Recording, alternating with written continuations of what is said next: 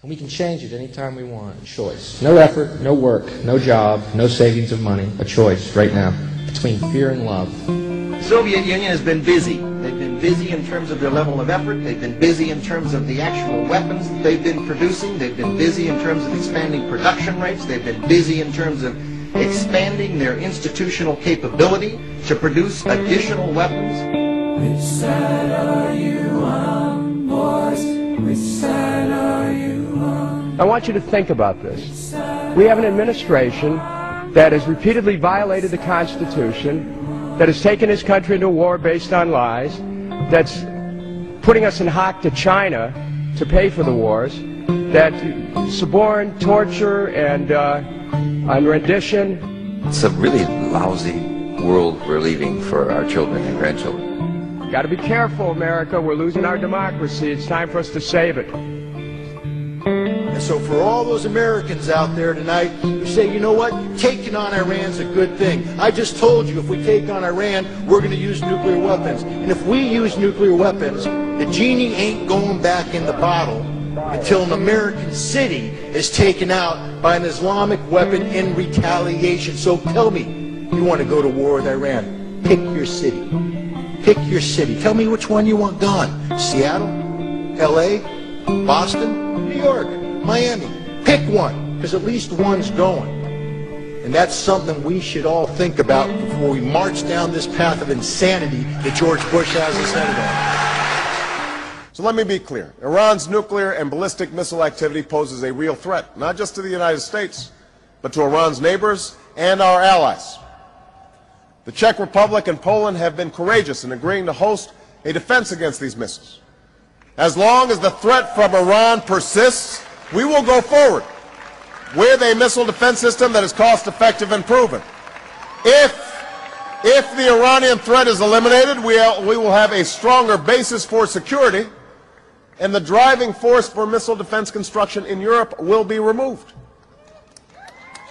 Thousands of innocent people have been killed, injured, or displaced. Infrastructures have been destroyed, and regional security has been seriously jeopardized. And those who've created the current disastrous situation continue to blame others. How can you speak of friendship and solidarity with other nations while you expand your military bases in different parts of the world, including in Latin America? This situation cannot continue. It is all the more impossible to advance expansionist and inhuman policies on the basis of a militaristic logic. The logic of coercion and intimidation will produce dire consequences, exacerbating the present global problem. Produce convincing evidence that its nuclear program is for civilian purposes. You're speaking after Iran carried out a series of short-range missile tests, 2 days after international condemnation for secretly building a new uranium enrichment plant. Sky's foreign affairs correspondent Lisa Holland reports.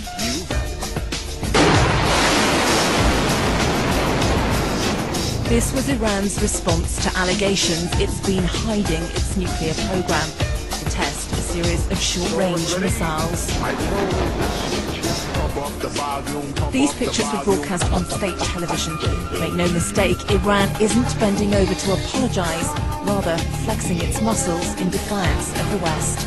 On top of that, setting out to show its capabilities are getting better all the time. And on Monday, Iran says there'll be more. Further tests of this, the Shahab-3 long-range missile.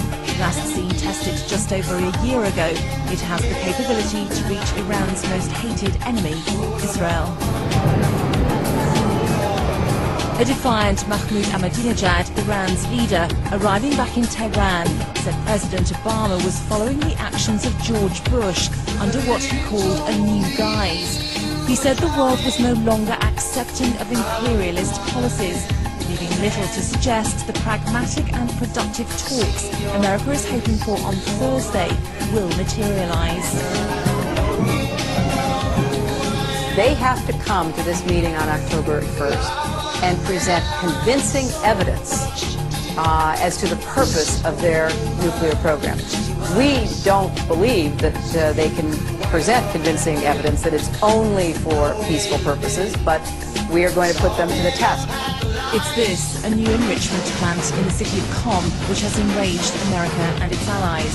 Iran has only just declared its existence to the nuclear watchdog, the IAEA. So the question is what to do next if Iran doesn't cooperate to its critics' satisfaction. Unless there is a profound change in Iranian behaviour and an openness to inspection of their nuclear sites, including the new nuclear site revealed this week, then we need to start moving to some serious sanctions. Iran insists its nuclear activities are simply designed to generate electricity. But the latest missile tests, which on the one hand could be dismissed as just a stunt, do show Iran has an active missile program. And that's a key component if the West's worst nightmare is to be realised, the delivery of a nuclear bomb. Lisa Holland, Sky News. It was last Thursday a B-52 bomber loaded 6 air-launched cruise missiles under its wings, took off from Minot, North Dakota, flew the length of the United States to Barksdale, Louisiana. Those missiles were supposed to be decommissioned. There was just one little problem. When they landed in Louisiana, they found that those missiles that were supposed to be basically decommissioned and taken out of service, each of them had a nuclear warhead on them. 6 nuclear warheads flying the length of the United States, and no one seemed to know it. To say the least, a major investigation is underway now. The Air Force officer in charge of the squadron loading the munitions, relieved of duty. They took an immediate inventory of all Air Force nuclear weapons to make sure they had everything. They say the public was never in any danger. The weapons were not armed, that there would have been no nuclear detonation if in some fashion the missiles had basically fallen off the wings of the airplane. But really, small comfort to most of the military and to many Americans, perhaps.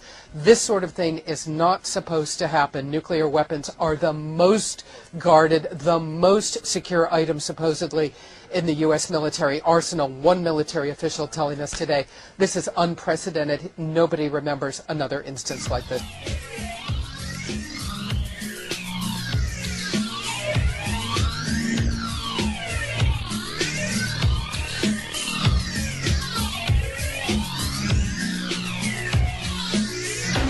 As a dramatic speech, Israeli Prime Minister Benjamin Netanyahu certainly delivered the theatrics. These plans, invoking memories of the Holocaust, the Israeli leader showcased Nazi-era documents in a direct swipe at President Mahmoud Ahmadinejad, the Iranian leader who Prime Minister Netanyahu claimed was a Holocaust denier and a threat to world security.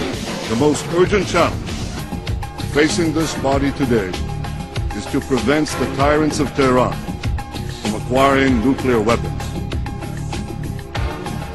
Are the members of the United Nations up to that challenge? The Prime Minister also criticized the United Nations for allowing Ahmadinejad to address the General Assembly. You give legitimacy to a man who denies the murder of 6 million Jews while promising to wipe out the state of Israel, the state of the Jews? What a disgrace. What a mockery of the Charter of the United Nations. After denouncing those who denied the Holocaust's truth, the Israeli premier did some truth-denying of his own, saying his country was not guilty of any wrongdoings in its brutal war on Gaza, despite a UN report by renowned South African judge Richard Goldstone that concluded some of Israel's actions amounted to war crimes prosecutable under international law.